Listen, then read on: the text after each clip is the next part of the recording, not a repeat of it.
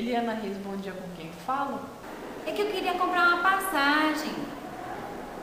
O meu nome é Raimunda, mas a passagem é pra minha tia. É pra sua tia? Como é que é o nome da sua tia?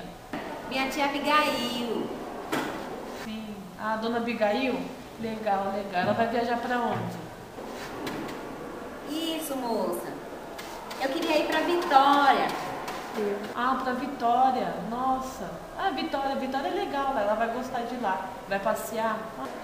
É, lá é um lugar maravilhoso, moça. Ela vai adorar. Ai, que bom, que bom. Então tá ótimo. Ó, a passagem deu 1.200, Ana Raimunda. Pode ser? Nossa, moça, tá muito caro. Não tem como fazer mais barato, não? Tá caro? Ah, sim. Eu vou tentar achar uma coisa aqui mais barata. Mais um momento, por favor.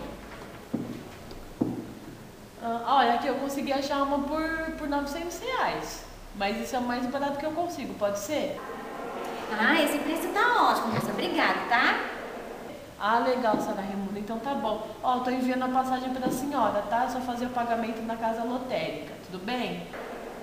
Ah, então tá bom. Depois eu passo lá na lotérica pra tá pagando, tá bom? Tá ótimo, ótimo, Sara Raimunda. Então tá bom, então. Só tia faça uma boa viagem. Tchau. Ai, muito obrigada, moça. Boa tarde. Beijo. Fique em paz.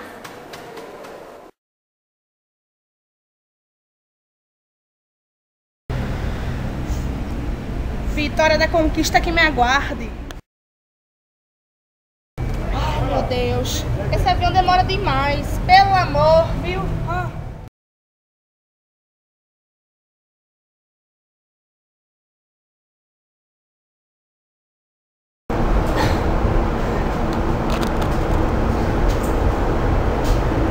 Boa tarde, senhora Abigail. Obrigada, minha filha. Você é à vontade. Obrigada.